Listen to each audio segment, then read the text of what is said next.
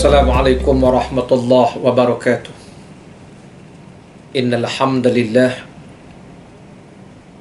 alhamdulillah summa alhamdulillah wassalatu wassalamu ala rasulillah wa man tabi'ahu wa nasarahu wa walah. Alhamdulillah, bertemu kembali kita dalam siri yang kedua, pengajian kitab Al-Azkar karangan Imam An-Nawawi rahimahullahu ta'ala. Pada pengajian yang kali ini kita menyambung tajuk kita berhubung dengan bagaimana doa-doa, zikir-zikir, adab-adab yang diajarkan oleh baginda Rasul sallallahu alaihi wasallam. Antara beberapa adab yang dihimpunkan oleh Imam Nawawi dalam kitab Al-Azkar ini. Ini kita bincang tajuk tentang adab dan doa menziarahi orang yang sakit, supaya ziarah kita tu mendapat pahala, supaya ziarah kita tu ada makna. Dan kadang-kadang bukan saja ziarah, menjaga anak-anak yang sakit, suami yang sakit, isteri yang sakit, ibu ayah yang sakit. Kita tahu apa yang kita nak baca. Bukankah kita ni berkata nak mengikut sunnah Nabi yang mulia? Baik, pada pengajian siri yang pertama kita dah sebutkan beberapa doa yang diajarkan oleh Rasulullah sallallahu alaihi wasallam. Dalam siri yang kedua ini kita lihat lagi beberapa doa ketika kita menziarahi orang sakit ataupun kita merawat orang sakit. Qala musannif rahimahullahu ta'ala, berkata Imam Nawawi rahimahullahu ta'ala, wa nafa'ana bi ulumihi fid darain. Dalam kitab Al-Azkar ini kami riwayatkan di dalam kitab Sahih Bukhari dan Sahih Muslim daripada Sadatina Aisyah radhiyallahu anha bahawa Nabi sallallahu alaihi wasallam membacakan doa perlindungan ketika menziarahi sebahagian ahli keluarga baginda yang sakit. Kata Sayyidina Aisyah, antara yang baginda buat ialah baginda Rasul akan meletakkan tangan yang kanan di tempat yang sakit sambil mengusap-usap. Dan kemudian Nabi membacakan doa ni. Bukan usap saja, sambil mengusap tempat sakit tu, Nabi pun baca doa ini. Tuan-tuan, ikut saya baca. Allahumma rabban nas adhibil ba'sa ishfi anta syafi la shifaa illa shifauka shifaan la yughadiru saqama. Kita ulang balik. Allahumma rabban nas adhibil ba'sa ishfi anta syafi la shifaa illa shifauka shifaan la yughadiru saqama. Itu doanya ya. Sambil katakanlah ziarah ataupun cucu anak mengadu, mama, abah, adik sakit kepala, sambil picit kepala dia yang sakit tu, bacalah Allahumma rabban nas adhibil ba'sa ishfi anta syafi la shifaa illa shifauka shifaan la yughadiru saqama. Dengan izin Allah, insya-Allah hilang sakit tu. Bukan saja hilang sakit, tetapi datang kasih sayang ayah dan anak, ibu dan anak, suami dengan isteri, isteri dengan suami. Itu namanya barakah mengamalkan doa. Ini dipanggil ruqyah Rasul, jampi Rasul. Apa beza jampi dengan doa ya? Kata Imam Nawawi, beza jampi dengan doa ni sikit ya bezanya. Doa ni kita biasalah doa tadah tangan, itu doa.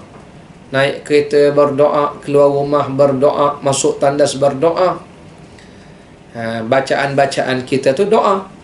Kata Imam Nawawi, tapi bila bacaan yang disertakan dengan sentuhan. Kadang-kadang kita tiupkan dia air. Tiup dia air. Rasulullah pernah meniupkan di ubun-ubun Abdullah bin Abbas. tiupkan di ubun-ubun ni.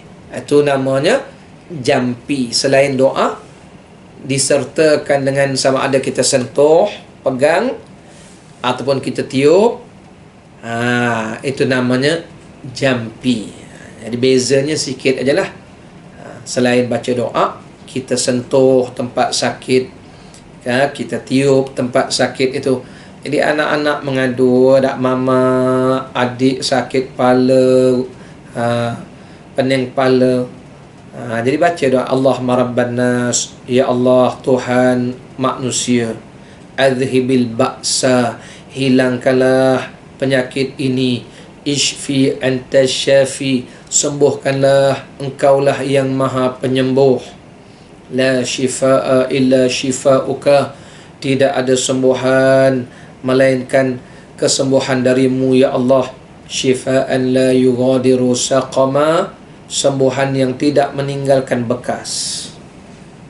Tonton baca, nanti tonton tengok ada the miracle of doa, keajaiban doa ini.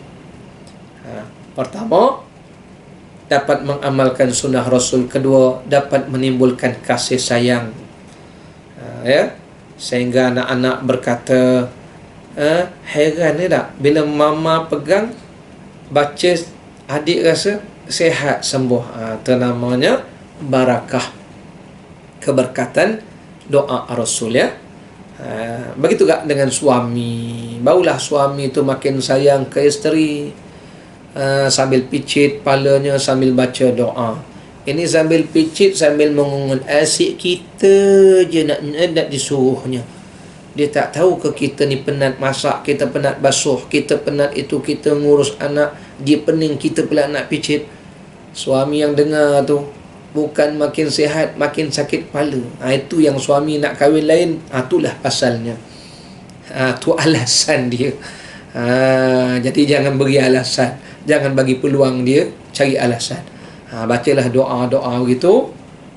Semoga kata suami, tadi awak baca, tenang hati saya. Makin sayang saya pada awak.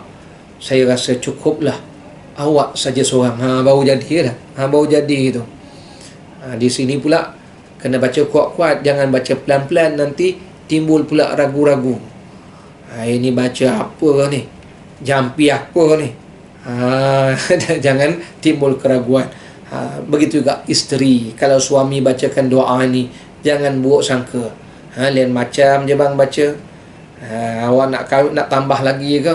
Jangan nak sangka begitulah. Ini namanya ruqyah Rasul.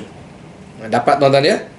Kalau tak dapat nanti insya-Allah tengok dalam teks yang akan dipaparkan. Nanti dipaparkan doa ni. Saya ulang balik doanya, sama-sama kita baca. Allahumma rabban nas, adhibil ba'sa, ishfi anta syafi, la shifaa illa shifauka, shifaan la yughadiru saqama. Ini yang pertama yang kita bincangkan pada siri yang kedua ni. Doa yang seterusnya, kata Imam Nawawi, kami riwayatkan lagi di dalam kitab Sahih Muslim daripada Utsman bin Abi Al-As radhiyallahu anhu. Beliau mengadu kepada Rasulullah sallallahu alaihi wasallam bahawa beliau ada sakit di dalam tubuhnya. Di tubuhnya ada rasa sakit. Tak tahulah sakit mana. Sakit bahu ke, sakit lutut ke, tapi dia sakit. Dia ngadu ke Nabi. Lalu Rasulullah bersabda, "Dha' yadaka 'ala alladhi ta'allama min jasadika wa qul bismillah bismillah bismillah wa qul sab'a marrat a'udzu bi'izzatillahi wa qudratihi min syarri ma ajidu wa uhadhiru."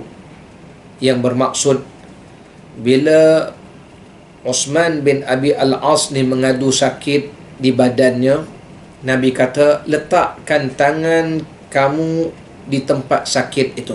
Mana sakit? Contohnya sakit kat bahu, Nabi kata letak tangan kat bahu. Ini orang sakit buat sendiri. Nabi kata letak tangan di tempat sakit, kamu baca bismillah, bismillah, bismillah, dan kamu baca a'udzu bi'izzatillahi wa qudratihi min syarri ma ajidu wa uhadhiru. Ulang 7 kali. A'udzu bi'izzatillahi wa qudratihi min syarri ma ajidu wa uhadhiru. Ulang berapa kali tuan-tuan? Sampai 7 kali. A'udzu bi'izzatillahi wa qudratihi min syarri ma ajidu wa uhadhiru. Itu yang diajarkan oleh Rasulullah kepada Utsman bin Abi Al-As yang mengadu sakit. Ini pesakit buat sendiri. Penting juga ni. Sebab nanti tuan-tuan duduk seorang-seorang, isteri dah pergi kerja, jabat, anak dah pergi sekolah. Ini tak apalah, zaman PKP ni semua duduk di rumah. Kalau dah semua tak ada, tinggal seorang-seorang, macam ibu ayah yang dah duduk di kampung, duduk berdua. Dia pandang dia, dia pandang dia. Yang mandang pun sakit, yang dipandang pun sakit. Sama-sama dah sakit. Siapa nak ngurut siapa, siapa nak picit siapa. Sama-sama sakit. Jadi kalau dah sakit itu, sendirilah pegang mana tempat sakit. Saya ulang balik. Kita baca bismillah, bismillah, bismillah, kemudian baca a'udzu bi'izzatillah wa qudratihi min syarri ma ajidu wa uhadhiru. Bismillah, bismillah, bismillah, a'udzu bi'izzatillahi wa qudratihi, yang bermaksud aku mohon berlindung kepada Allah dan kekuasaannya daripada min syarri ma ajidu, daripada kesakitan yang aku hadapi, wa uhadhiru, dan yang aku khawatirkan ini. Minta Allah lindung kita. Sebab ada ketikanya sakit itu datang daripada gangguan syaitan. Ada ketika sakit itu sakit secara fizikal. Takdir Allah Ta'ala, satu hari itu saya diserang gastrik. Masa tu anak-anak di asrama, tinggal seorang-seorang tengah malam tuan-tuan. Seumur hidup saya tak pernah kena gastrik. Jadi saya tahu tu bila pergi klinik. Masa tu sebelum pergi klinik, beritahu kawan-kawan. Kawan-kawan kata ini macam kena gastrik. Pergi klinik, doktor confirmkan kena gastrik. Rupanya kena gastrik ni sakit sampai ke urat-urat belakang kita ni sakit. Pinggang-pinggang pun jadi sakit. Jadi dalam keadaan berseorangan malam-malam, tengah malam tu, saya teringatkan doa ni. Saya pun bacalah bismillah, bismillah, bismillah, a'udzu bi'izzatillahi wa qudratihi min syarri ma ajidu wa uhadhiru. Alhamdulillah, lepas tu boleh tidurlah sampai pagi. Sebelum tu berguling-guling juga. Jadi dah boleh tidur pagi tu, diserang lagi, kita pergi klinik lah. Pagi tu pergi klinik. Nak sebutkan ini antara ruqyah Rasul, jampi yang diajarkan oleh Rasulullah sallallahu alaihi wasallam. Letak tangan kita di tempat sakit, bacalah doa itu. Baik. Sudah berapa tuan-tuan? Sudah 2 ya? Sudah 2. Yang ketiga. Yang ketiga, Rasulullah sallallahu alaihi wasallam bersabda dalam sepotong hadis sahih riwayat Imam Muslim daripada Sa'ad bin Abi Waqqas radhiyallahu anhu, beliau berkata, ketika saya uzur, kata Sa'ad bin Abi Waqqas, ketika saya uzur, Nabi datang ziarah saya dan Nabi berdoa, Allahumma shfi Sa'dan, Allahumma shfi Sa'dan, Allahumma shfi Sa'dan. Sa'dan tu namanya. Allahumma shfi, ya Allah sembuhkanlah Sa'dan, Sa'ad. Sa'ad maknanya namanya Sa'ad bin Abi Waqqas. Nabi ulang 3 kali. Jadi kita pun pergi ziarah orang sakit, kalau yang tadi panjang-panjang semua tak boleh nak ngapal, ini yang pendek. Yang pendeknya Allahumma shfi, sebut nama pesakit tu, umpamanya Allahumma shfi Raihan. Ulang 3 kali Allahumma shfi Raihan. Kalau seusup sebut nama Yusuf. Allah mashfi Yusuf, Allah mashfi Yusuf, Allah mashfi Yusuf. Tak ngapal bahasa Arab, cakap Melayu je lah, cakap Jawa pun boleh, cakap orang putih pun boleh. Cakap Melayu, ya Allah sembuhkanlah Yusuf, ya Allah sembuhkanlah Raihan, ya Allah sembuhkanlah Muhammad, ya Allah sembuhkanlah siapa yang kita pergi ziarah tu, sebut namanya. Kan ini kita buat dalam WhatsApp kan. Kita buat dalam WhatsApp, setengahnya sebut ya Allah sembuhkanlah sahabat saya sekian-sekian. Itu antara yang diajarkan oleh Rasul. Sudah berapa tuan-tuan? Sudah 3. Yang keempat kata Imam Nawawi, kami riwayatkan juga dalam kitab Sunan Abi Daud dan Sunan Tirmizi dengan sanad yang sahih daripada Ibnu Abbas radhiyallahu anhuma, daripada Nabi sallallahu alaihi wasallam baginda bersabda, man 'ada maridan lam yahdur ajaluhu faqala indahu sab'a marrat as'alullahal azim rabbal arshil azim ayyashfiyaka illa afahu Allah subhanahu wa ta'ala min dhalikal marad. Baik, di dalam Sunan Abi Daud dan Sunan Tirmizi, ini hadis yang sahih, disebutkan daripada Abdullah bin Abbas, sabda Nabi, sesiapa yang menziarahi orang sakit yang belum sampai ajalnya. Mana tahu belum sampai ajal? Ialah sakit ni kan ada yang membawa kepada kematian, tapi ada sakit yang pada adatnya tidaklah bawa kematian. Contoh macam sakit gigi, kena gaut, apalagi yang adatnya tak bawa matilah, jatuh basikal, apa dia cedera lututnya, tak? Apalagi umpamanya tuan-tuan ya, sakit telinga, masuk semut telinga, contoh kan, pening kepala, itu kan pada adatnya tak bawa kepada kematian. Ini maksud Nabi. Jadi kita pergi ziarah dia, orang yang belum sampai ajalnya, sakit yang tidak bawa pada ajal. Lalu kita ziarah dia, kita baca doa as'alullahal azim rabbal arshil azim ayyashfiyaka. Nabi kata baca 7 kali as'alullahal azim rabbal arshil azim ayyashfiyaka. As'alullahal azim, aku mohon kepada Allah yang maha agung, Rabbal arshil azim, Tuhan pemilik arsh yang agung, ayyashfiyaka, semoga Allah sembuhkan kamu. Baik, sabda Nabi, kalau kita baca doa ini, Allah akan beri kesembuhan pada orang itu daripada penyakit yang dihidapi. Allah beri sembuh pada mereka. Ini antara yang diajarkan oleh baginda Rasulullah sallallahu alaihi wasallam. Kan cantik kita beramal dengan sunnah Nabi yang mulia. Cuma ada yang tanya soalan, Ustaz, saya ziarah dia baca 7 kali tak jadi apa pun.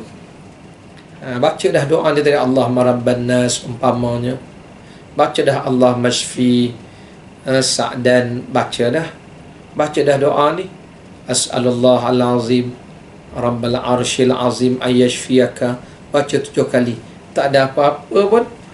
Baik, begini tuan-tuan ya. Pertama sekali kita kena ingat Allah berfirman, ud'uni astajib lakum, berdoalah padaku, minta padaku, aku perkenankan. Yang pertama, Allah sudah perkenankan minta kita. Cuma bila nak disembuhkan itu serah pada Allah. Allah lebih mengetahui. Itu yang pertama ya. Allah dengar dah minta kita tu, tapi serah pada Allah bila Allah nak bagi dia sembuh. Yang pertama. Yang keduanya ada ketikanya Allah tak bagi segera sembuh. Allah beri sembuh lepas kita balik. Kadang-kadang Allah sengaja lambatkan. Mengapa Allah lambatkan? Kerana Allah nak jaga hati kita ni kalau baca doa sembuh, baca doa sembuh, baca doa sembuh, mula jadi takabur, sombong. Ada setengahnya bila baca sembuh, umpamanya baca sembuh, dah mula hatinya berkata, aku rasa aku ni wali Allah ni. Dah rasa dia wali. Bila dah rasa dia wali, baca doa sembuh, dia kata, kalau saya baca sembuh, takkan tak ada bayaran-bayaran. Dah mula letak harga. Orang panggil apa hari ni? Veli doa. Veli doa. Buat veli doa. Saya ni baca doa mustajab. Itu kan namanya Allah nak jaga hati kita. Jadi Allah terima dah minta kita. Cuma Allah tak bagi segera, takut kita ni hati berubah. Baik, Allah dah terima dah minta kita tu. Baik, itu antara bagaimana memahami persoalan yang ditanya tu. Saya dah baca tapi tak jadi apa pun. Jadi cuma Allah lambatkan sikit. Baik, seterusnya mengapa Allah kita baca, dia kata baca tak dia apa. Jadi cuma kita kena ingat, kita hanya memohon, Allah Ta'ala yang menentukan. Kita ni kan minta, kita ni kan hamba yang lemah. Jangan kita mendesak Allah. Baik. Dan antara yang kita kena positifkan fikir kita ialah doa-doa yang kita baca ni daripada sunnah Rasul. Jadi positifkan fikir kita. Sebab menjawab soalan tadi, saya baca dah tapi tak ada apa-apa pun. Dia begini, bila kita telah baca doa yang diajar oleh Rasul, kita kena ingat kita telah mengamalkan sunnah Rasul. Kan itu dipanggil kemuliaan. Bukankah Nabi bersabda, man ahya sunnati faqad ahabbani, siapa menghidupkan sunnah saya, itu tanda dia cinta saya. Siapa cinta saya, Nabi sebut nanti bersama-sama saya dalam syurga. Jadi kita dah menghidupkan sunnah Nabi, kan bagus. Baguslah kita dah dapat menghidupkan sunnah Nabi, mengamalkan sunnah Nabi. Itu positifnya ya. Positifkan lagi, setidak-tidaknya kita telah mengamalkan Al-Quran. Allah berfirman, ud'uni, minta dengan aku. Jangan minta dengan syaitan. Setidak-tidaknya kita dah minta dengan Allah. Ya Allah, Allahumma rabban nas, wahai Tuhan manusia, adhibil ba'sa, hilangkanlah penyakit ni. Kita minta pada Allah, kan bagus. Itu positifkan. Dan positifkan lagi, kita telah minta dengan Allah, tak minta dengan jin. Kan bagus. Mana lebih bagus daripada minta dengan mambang? Pergi ziarah orang sakit, dia bacanya, hei mambang tanah, mambang api, mambang angin, mambang air, mambang berasal dari gunung si mambang, berdampinglah denganku wahai mambang. Hanya itulah pesanku wahai mambang. Mana bagus? Kita baca mambang ke, minta dengan Allah. Kan bagus kita minta dengan Allah. Sembuh pun alhamdulillah, tak sembuh pun alhamdulillah, kerana kita telah beriman kepada Allah, mengamalkan Al-Quran dan As-Sunnah. Boleh faham ya? Faham elok tu. Okey, kita nak teruskan lagi. Baik, ini antara beberapa petunjuk Rasulullah sallallahu alaihi wasallam. Kemudian kita nak tamatkan satu lagi doa, satu lagi doa yang diajarkan oleh Rasulullah sallallahu alaihi wasallam di saat-saat manusia berada dalam keuzuran ini. Ini antara perkara yang mustahab. Kata Imam Nawawi lagi, kami riwayatkan di dalam kitab Imam Tirmizi dan kitab hadis riwayat Ibnu Majah daripada Abu Sa'id Al-Khudri dan Abi Hurairah radhiyallahu anhuma, bahawa mereka berdua menyaksikan Rasulullah sallallahu alaihi wasallam bersabda, man qala la ilaha illallah wallahu akbar saddaqahu rabbuhu faqala la ilaha illa ana wa ana akbar. Wa idza qala la ilaha illa Allah wahdahu la syarika lah qala yaqulu la ilaha illa ana wahdi la syarika li. Wa idza qala la ilaha illa Allah lahul mulku wa lahul hamdu qala la ilaha illa ana la ilaha illa ana liyal mulk wa liyal hamdu. Wa idza qala la ilaha illa Allah wa la hawla wa la quwwata illa billah qala la ilaha illa ana wa la hawla wa la quwwata illa bi. Sabda Rasulullah sallallahu alaihi wasallam, kalau orang sakit, di saat dia sakit, dia menyebut la ilaha illallah wallahu akbar, satu.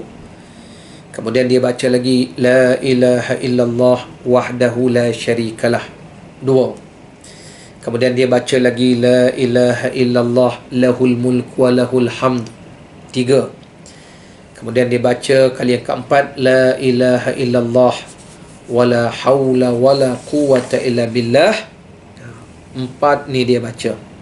Sabda Rasulullah sallallahu alaihi wasallam, siapa yang membaca zikir ini di saat dia sakit, thumma mata, kemudian dia meninggal, selepas itu la tat'amhu nar, dia tidak akan dimakan api neraka. Ini doa ataupun zikir yang diajarkan oleh Rasul di saat manusia berada dalam keadaan sakit.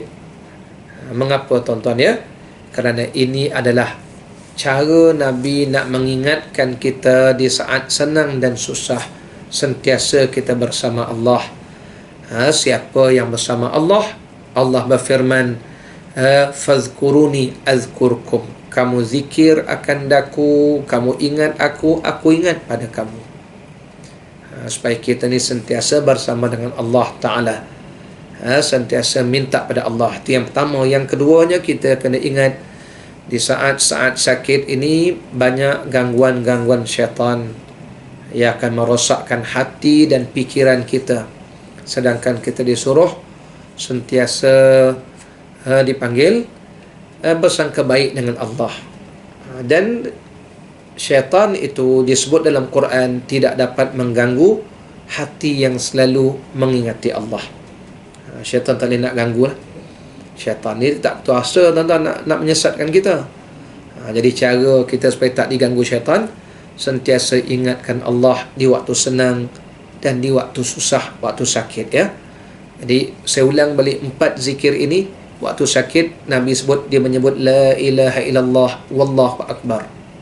Yang kedua, la ilaha illallah wahdahu la syarikalah.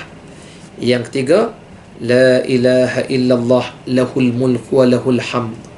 Yang keempat, la ilaha illallah wala haula wala quwwata illa billah.